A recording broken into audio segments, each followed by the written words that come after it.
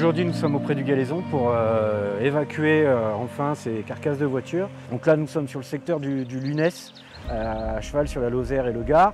2 voitures avaient été emportées lors de la crue de 2002 et déposées dans le Galaison. Coincées au milieu des gorges, c'était un endroit inaccessible et on n'a pas pu les évacuer comme on voulait. Le rôle du syndicat de l'EPTB des Gardons, évidemment, c'est l'entretien de nos rivières et des Gardons de la Lozère au Rhône, de telle manière qu'ils restent évidemment très propres. Et une intervention aujourd'hui un peu particulière sur cette rivière qu'est le Galaison, qui est considérée comme une rivière excellemment, évidemment reconnue en Occitanie comme une rivière propre, d'enlever les carcasses de voitures. Aujourd'hui, on va les lever par hélicoptère. Le PTB Gardon, c'est l'établissement public territorial de bassin des Gardons. C'est la collectivité qui est en charge de la gestion de l'eau et des inondations sur le bassin versant des Gardons.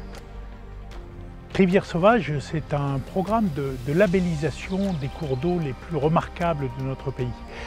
Il n'y en a plus beaucoup, il en reste à peu près 1%, parce qu'au fil de notre longue histoire, on a aménagé toutes nos rivières. Et nous ne sommes pas sur le Galaison par hasard. Le Galaison est une rivière qui a été très anciennement aménagée. Il y avait beaucoup de moulins, beaucoup d'activités diverses. Et puis, il y a eu une déprise. Au fil de la déprise agricole, la nature est revenue. Et la nature est là avec l'homme. Ça, pour nous, c'est très important. Pour nous, le caractère sauvage d'une rivière, ça ne veut pas dire qu'il n'y a pas d'hommes, ça ne veut pas dire qu'il n'y a pas de paysans, qu'il n'y a pas de pêcheurs, qu'il n'y a pas de chasseurs, de forestiers. Ça veut juste dire qu'il y a une articulation entre la production de nourriture ou les loisirs qui épargnent les milieux, qui les préservent. Et ça, c'est vraiment le signe d'une forme de maturité d'un territoire qui connaît les limites de la pression qu'on peut exercer sur une rivière, sur son bassin versant. Le bassin versant des Gardons, c'est tout le territoire qui va drainer l'eau jusqu'au Gardon. Donc ça fait un territoire qui va des Cévennes jusqu'au Rhône, qui comporte 2 départements, donc la Lozère et le Gard, 160 communes, donc qui regroupe 8 intercommunalités qui composent le PTB Gardon et qui accueillent 200 000 habitants. Alors, le PTB Gardon fonctionne grâce aux intercommunalités qui composent ce syndicat et en l'occurrence grâce aux élus aussi et aux instances de gouvernance qui se retrouvent au sein notamment de l'équivalent d'un parlement de l'eau qui s'appelle la Clé des Gardons et qui permet de travailler sur un certain nombre de thématiques et qui trouve du coup sa légitimité de par les personnes qui le composent. Donc, le PTB Gardon travaille sur 4 grandes compétences, donc les inondations, la ressource en eau en quantité et en qualité, les milieux aquatiques et la gouvernance, c'est-à-dire qui fait quoi et comment s'organise et se coordonne la gestion de l'eau par tous les acteurs de l'eau. Beaucoup de thématiques sont envisagées et notamment, ça l'a été dit, les milieux aquatiques, donc la restauration physique du Briançon par exemple, mais aussi des passes à poissons. Et là aujourd'hui, ce qui nous occupe, c'est vraiment la préservation des milieux. Et on essaye d'arriver petit à petit à faire concilier forcément les activités humaines par rapport à la préservation des milieux naturels.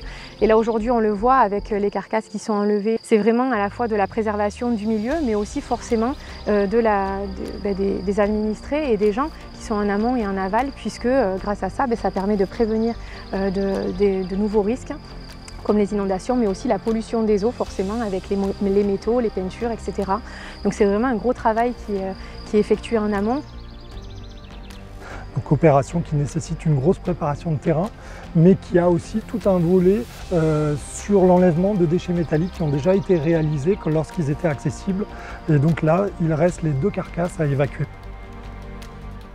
Donc la préparation consistait en l'ouverture autour des carcasses, ce qu'on a appelé l'aire d'élitreuillage, pour éviter que le câble du treuil puisse se prendre dans les branches. Les 2 voitures ont été découpées en 2 morceaux, plus un big bag, dans lequel ont été mis toutes les pièces détachées, voire des portières, pour pouvoir tout emmener en même temps.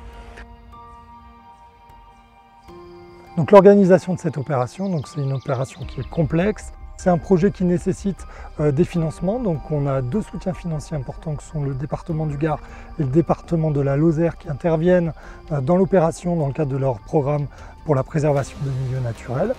On a également une collaboration sur ce travail-là avec le syndicat des Hautes-Vallées Cévenol avec qui nous portons le label Rivière Sauvage pour la gestion de la rivière du Galaison. Et on a aussi un appui technique assez original qui est un élu, qui est Patrick de Gonzaga, qui est le maire de la Rouvière, dont le métier est l'hélitreuillage, qui nous a accompagnés pour monter l'ensemble de cette opération.